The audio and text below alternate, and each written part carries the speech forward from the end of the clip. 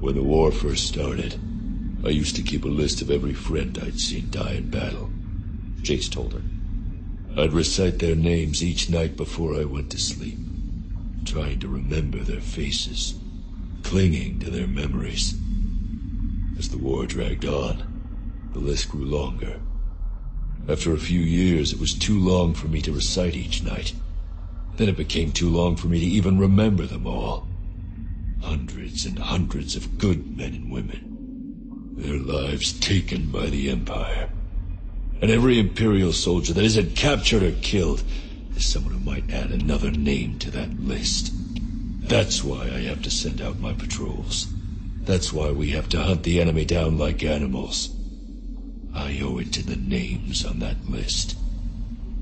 Satele remained silent as he spoke, but his words filled her with horror and dread.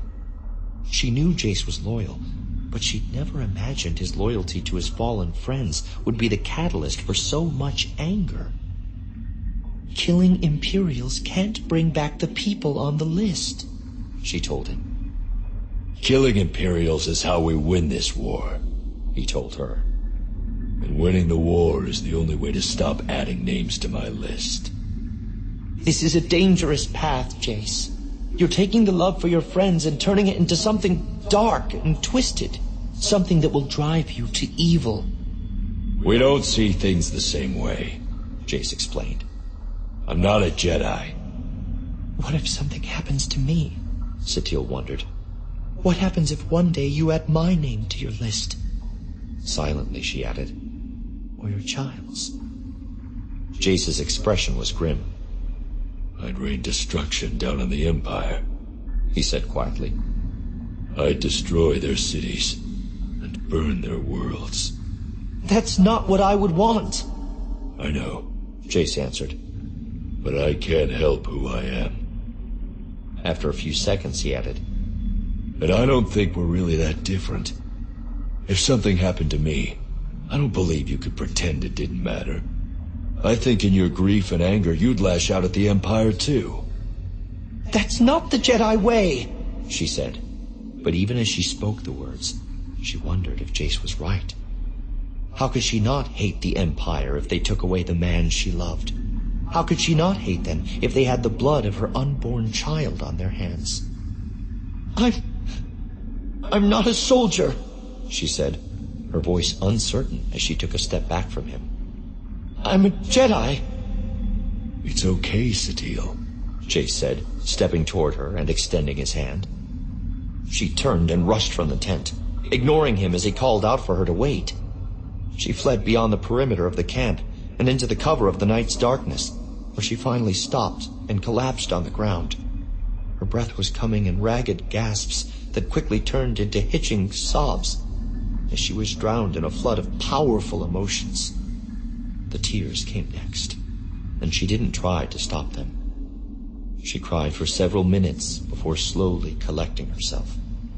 The flow of tears dried up, and her sobs became a soothing rhythm of inhale, exhale. She recognized that part of her reaction was due to the hormones coursing through her pregnant body, and some of it was due to her still struggling to accept the fact that she was going to have a child. But that couldn't explain everything away. She had sensed the hate and darkness inside Jace before, though it had taken the impending birth of their child to make her confront him about it. What she hadn't realized was that the same potential for hate and anger lurked inside her as well. Her feelings for Jace were too strong. If something happened to him, she feared all her Jedi training wouldn't be able to save her from seeking vengeance against the Empire. With her child, she knew it would be even worse. This path leads to the dark side, she said. And in that moment of clarity, Satele knew what she had to do. Satele opened her eyes as the memories faded away. They still hurt, even 3 decades later. As much as she wanted to believe she could master and control her emotions, when it came to Theron and Jace, she had to recognize that it simply wasn't possible. They would always evoke a powerful reaction in her. It was a weakness she had to acknowledge.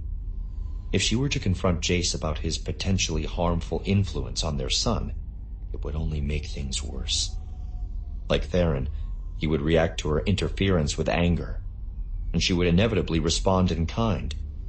Better not to get involved any further. She had cut them out of her life for a reason. It was the only way she could fully serve the Republic. She had sacrificed her chance to have a family and an ordinary life when she chose the Order. And hard as it was, she couldn't go back on that decision now.